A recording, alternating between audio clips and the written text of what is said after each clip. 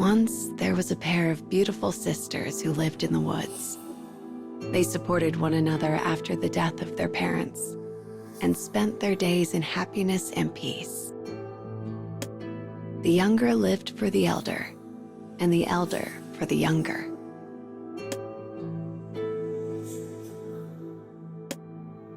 A town burns with the crimson fires of war. The woman marches through the flames in search of her younger sister. Each step causes her body, which is half machine, to shudder with pain. The kingdom wars to make the world its own. When they capture citizens from opposing countries, they modify their bodies into mechanized weapons of slaughter they then use to feed their own endless ambitions. The sisters were made fodder for a process called the sorting. The elder proved more compatible and has now obtained great power from the machinery grafted onto her body. Her sister, however, he, kill, I want to kill. Unable to withstand such cruel experimentation, the girl's mind shattered, leaving behind a weapon that indiscriminately killed everything in sight. Bah, a despicable failure. Eventually, the blade of a kingdom soldier ended the girl's experiment and her life. This is how the kingdom took everything from the elder sister: her home, her forest, her family. After barely escaping with her life, the woman managed to drag herself back to the charred remains of her home, where she secreted herself away to mourn. So much time has passed since that day. Seeking revenge on the kingdom, she hones her power, hunting their soldiers everywhere they can be found. Any small moment of respite in this bloody life is filled with thoughts of the sister she has lost. The face in her memory does not smile, nor does she cry. She only lies in a pool of her own blood as a town burns, passing from this life in endless moments of horrific agony. The woman could do nothing that day save escape. Even her sister's body was left behind. And while she doubts the body is still there, the thought of it consumes her. She deserves a funeral, a proper burial. I can at least do that much for her. And so she decides to return to that dreadful place once more.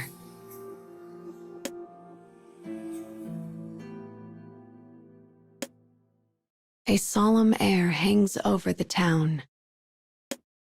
Traces of battle are everywhere. With the citizens all dead or fled, the kingdom now uses it as a military base. Soldiers swagger about. Rotting bodies lie motionless in dark corners. The woman leaves no trace as she ventures through the town's gruesome battle scars. Her objective is the place where her sister lost her life. Though her body is likely gone, she hopes to find at least one memento of her. She makes her way slowly, avoiding patrols, until arriving at her destination. Until this point, the town has been exactly as she remembered it. But then, no. Oh no. In that moment, panic becomes her world. Before her is a sight that does not match her memories. What was once the ruins of regular civilian homes is now a pure white structure seemingly hewn from a single piece of material. And it sits precisely on the spot where her sister's body fell. It is as though a tower from an alien civilization has suddenly sprouted on the site of her tragedy. The structure's streamlined walls make it the most awe-inspiring thing she has ever seen. It is a foreign sight in this place, a single moment of beauty amidst a world of death. With great caution, she glances around. She spies two soldiers emerging from what looks to be a crevice in the building. An entrance. Without a second thought, she begins to follow, straining to overhear their words. Analysis. Cold. Well. Please. One's military strength will. Please. Their words are a horror. If the kingdom was to find more power, the fires of war would only spread. The woman would do anything to stop that. But what worries her more is the word corpse. Perhaps it is no coincidence this facility sits atop many corpses, including her sister's. As she watches the two soldiers depart, she considers her next move. Sneaking inside the structure would be a massive risk, and yet the soldiers mentioned a corpse. She cannot ignore this possibility. So she steels her resolve and makes her way into the dim interior of the amazing building.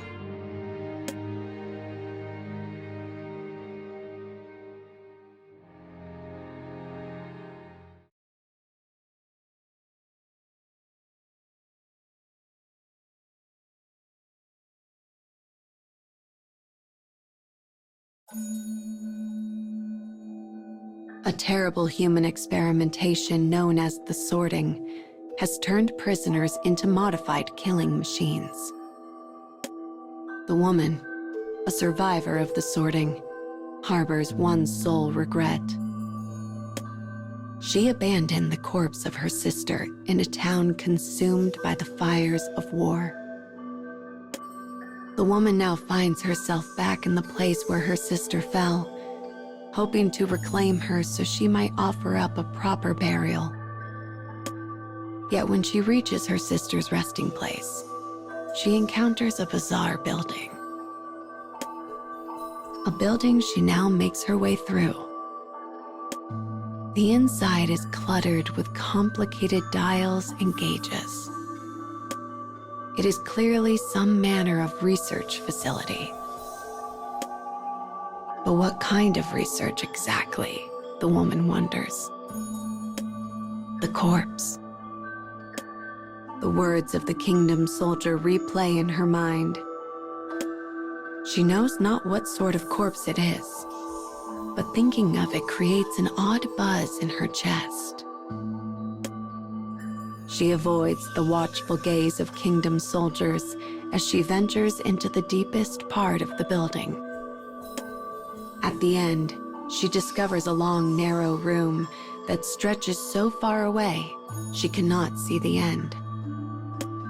While the room is too dark to make anything out clearly, she notes that numerous tall structures line either side.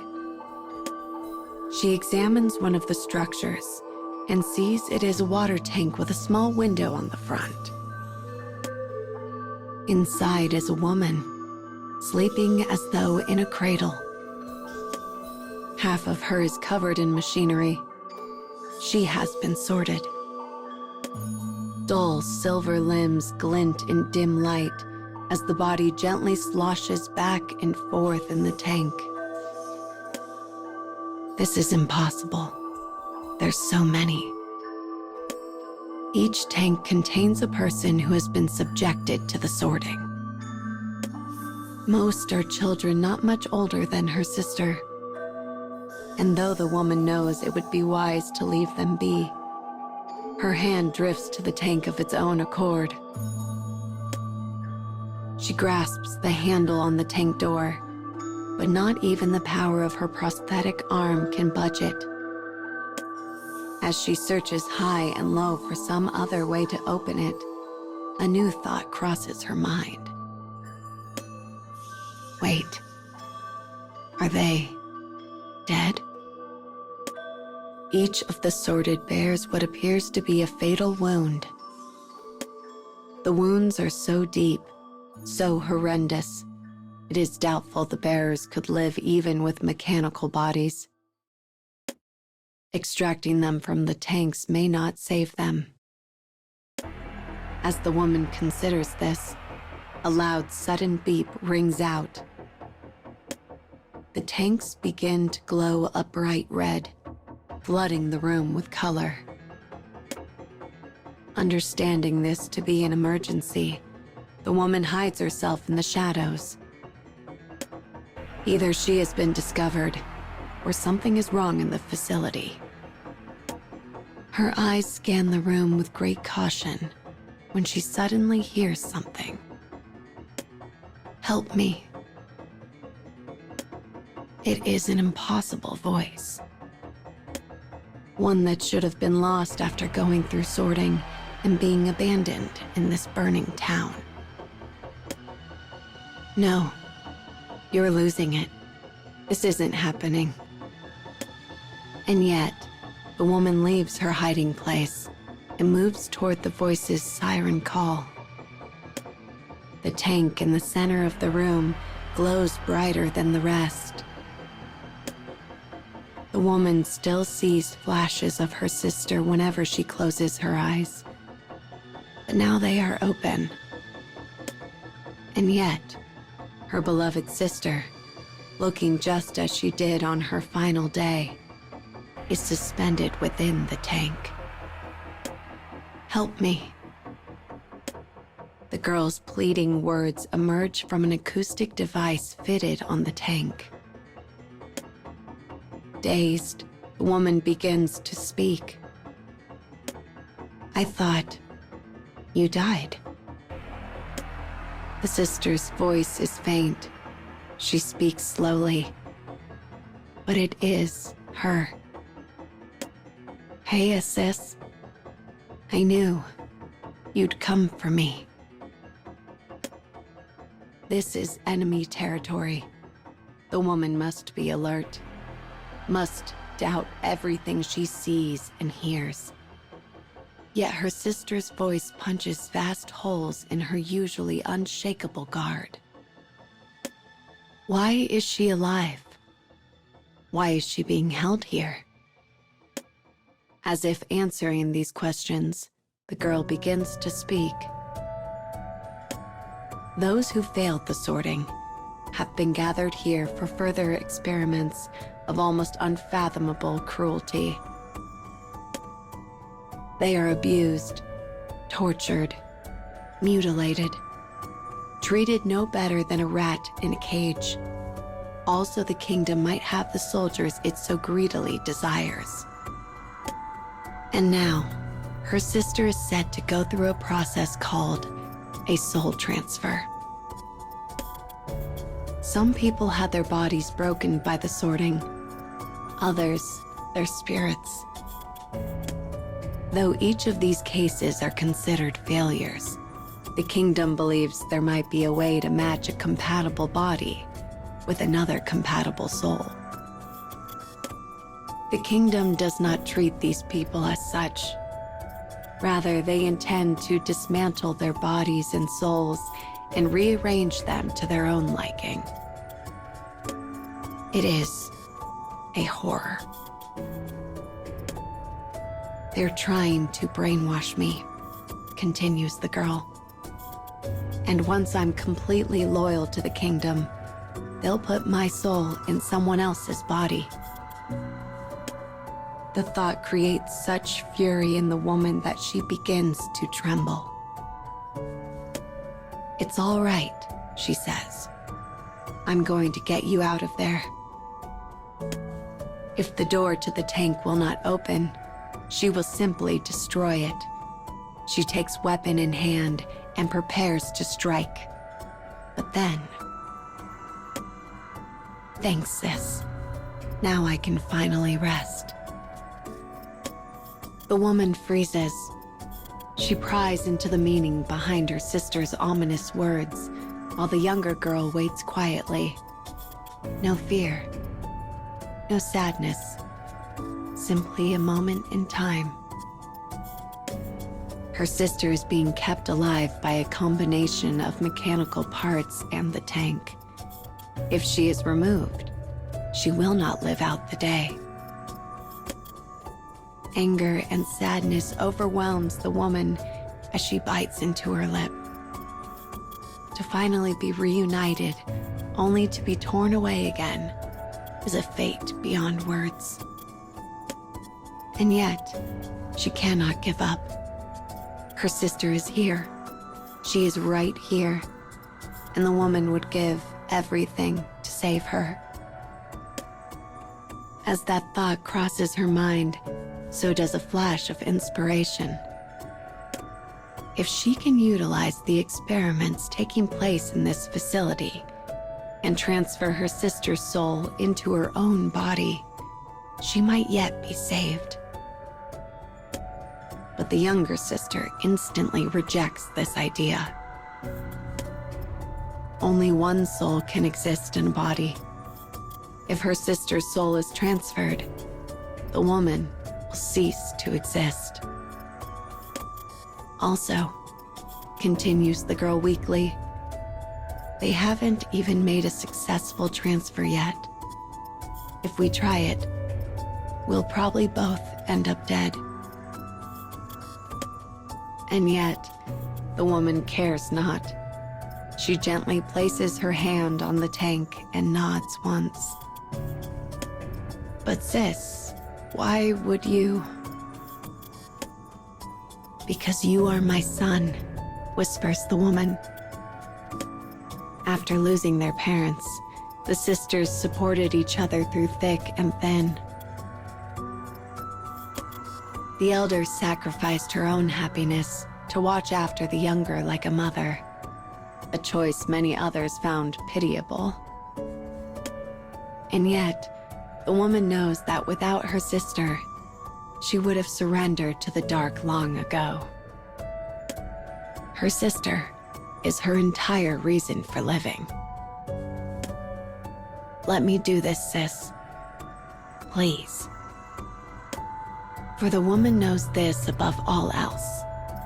Sacrificing her own life is an acceptable price to save the person she holds most dear.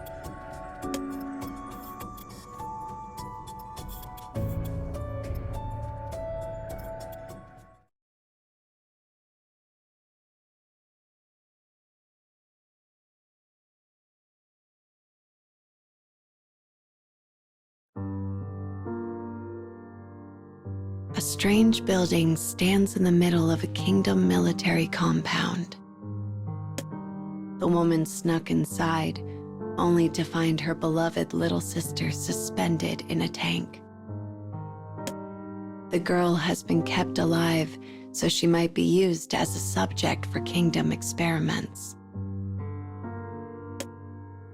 Use my body, pleads the woman. Please.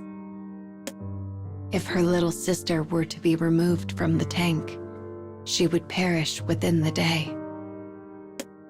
So the woman devises a plan. The kingdom has been conducting inhuman experiments, moving souls into bodies that are not their own. She seeks to use this technology to bring her sister's soul into herself.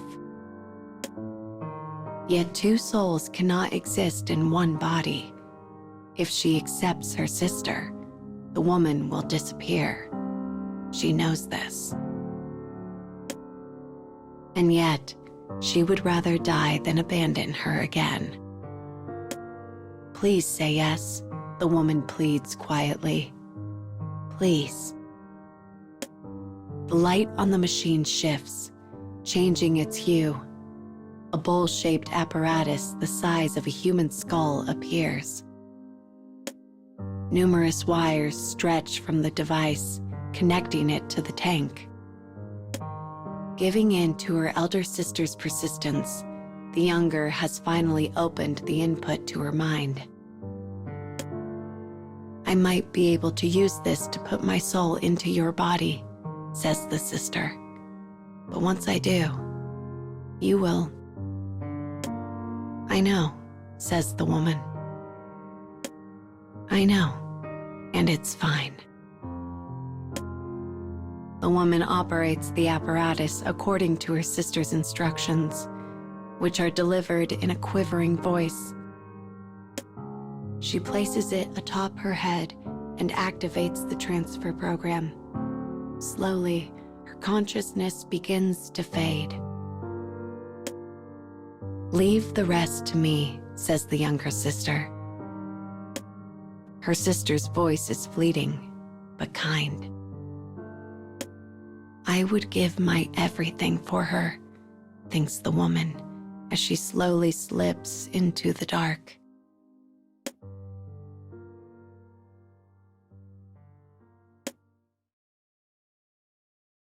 As consciousness returns to the woman, she snaps into a seated position. Cautious, she scans her surroundings. What she sees before her is not the strange room filled with tanks. Instead, she is in her forest home, the self-same one the kingdom put to the torch. It looks just as it did during the days she would go hunting with her sister. Am I dead? The woman wonders. Is this the afterlife? Hey, sis. A voice from behind sends a shiver down her spine.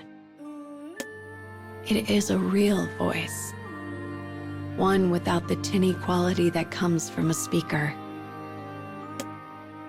This can't be happening. For as many times as she has imagined their reunion, it was never like this.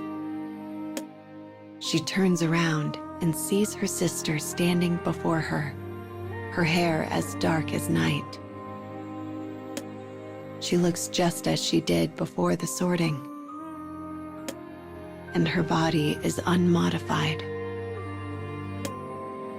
I'm dead, says the woman, right?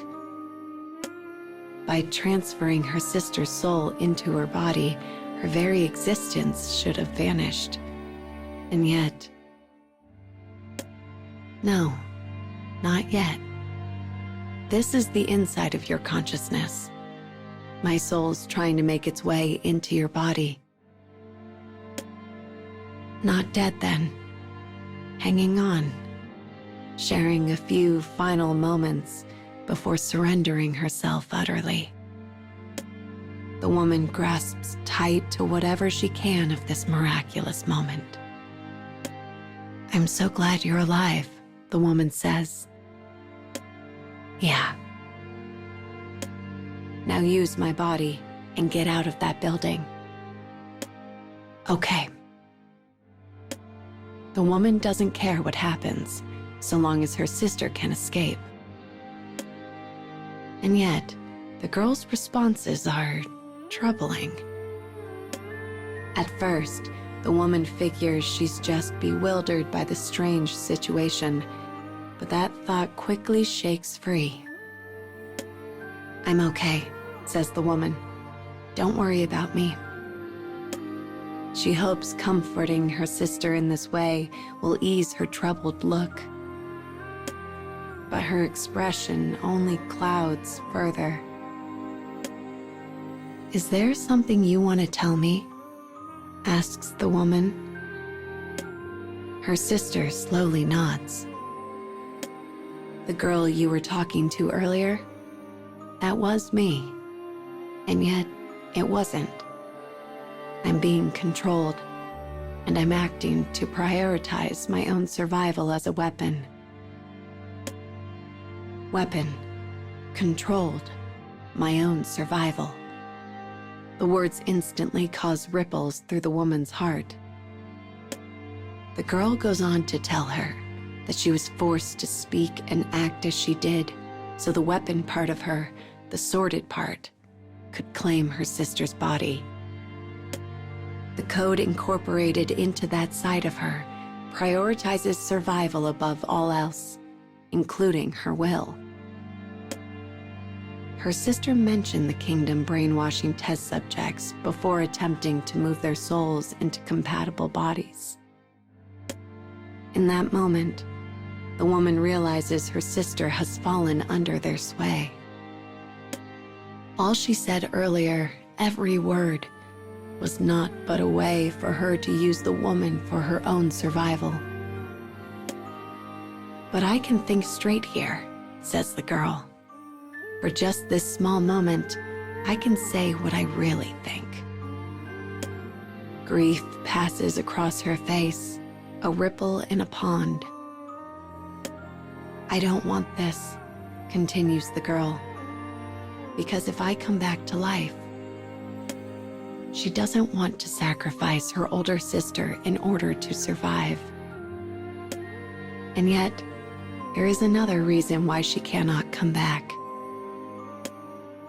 For if the girl's soul does find a new home, it means the kingdom's experiment is a success, and that will only lead them to increase the sorting.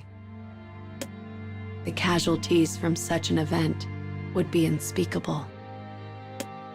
For two sisters who have been torn apart by war, such a thing cannot come to pass. So kill me, sis. Kill me and burn this horrible place to the ground. Does she bring her little sister back to life?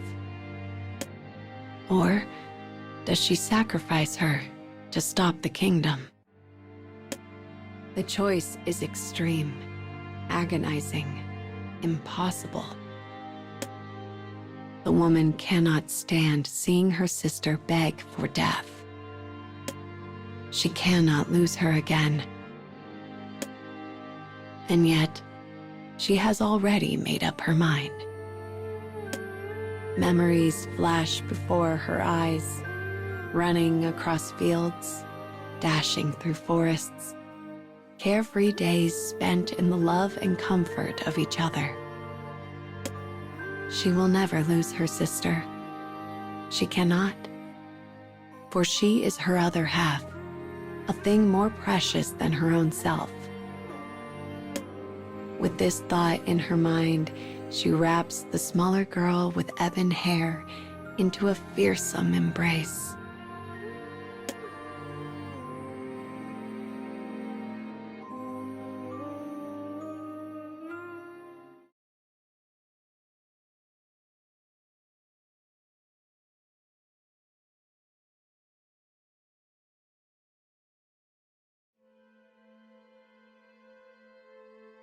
A kingdom research facility stands proud. Inside, a woman reunited with her sister, a girl trapped in a tank and subjected to horrible experiments. The woman thought to transfer her sister's soul into her own body in order to save her. She cared not that the process would result in her own death.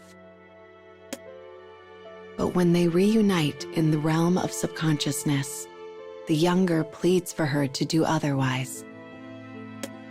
"Kill me," she says. "Destroy the facility. Prevent the fires of war from spreading, and kill every last kingdom soldier you can find." With that, the woman bids farewell to her sister and her memory, and leaves the subconscious world behind.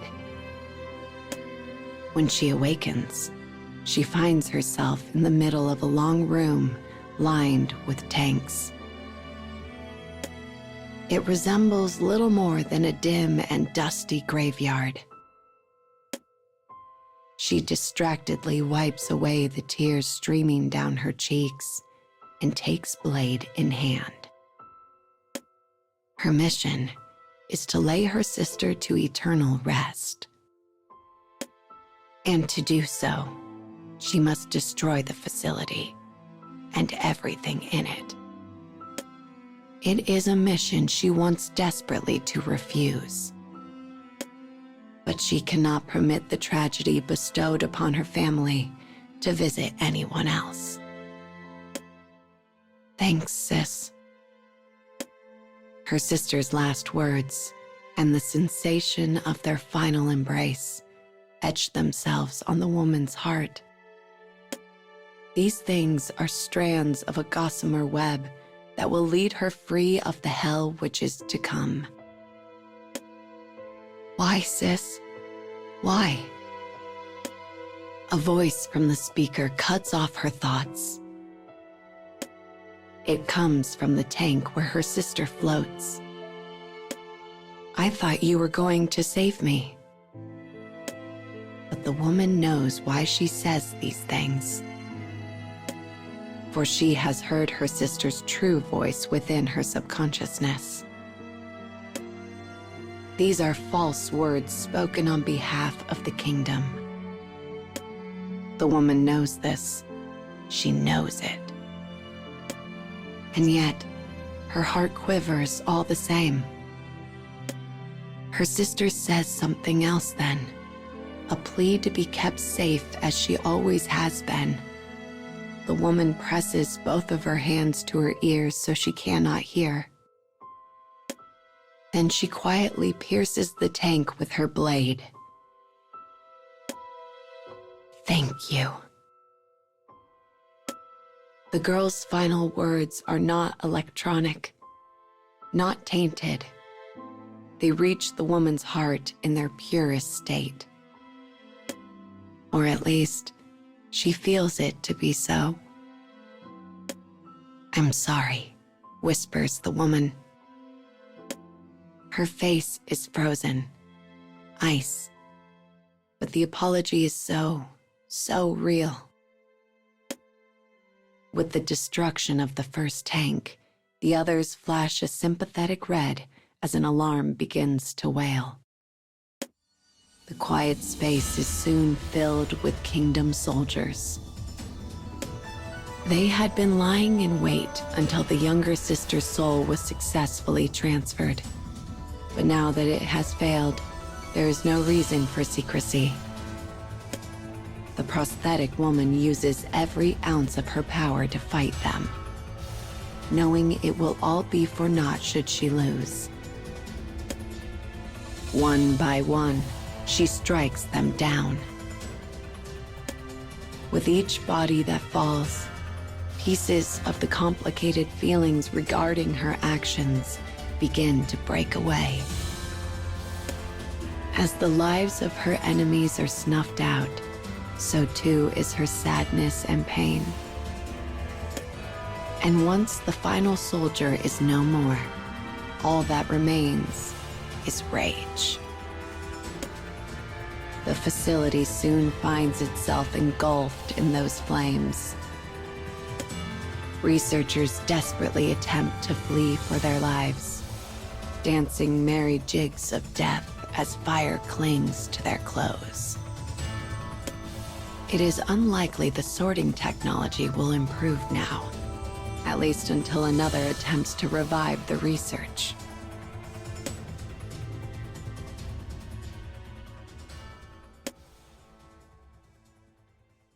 Days after the woman fled the facility, with her sister's body cradled in her arms, she finally arrives home.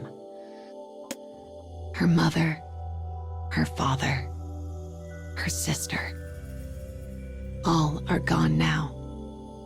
All are slain. She is all that remains. The dirt that lies atop her sister's freshly buried body is darker than the rest of the surrounding earth. Her mother's hairpin gently sways in the wind atop the grave. As the prosthetic woman sits beside her slumbering sister, she begins to speak. You don't have to watch over me. The path she will embark upon is one stained with blood, and something she would rather her sister not see. So just rest now, okay?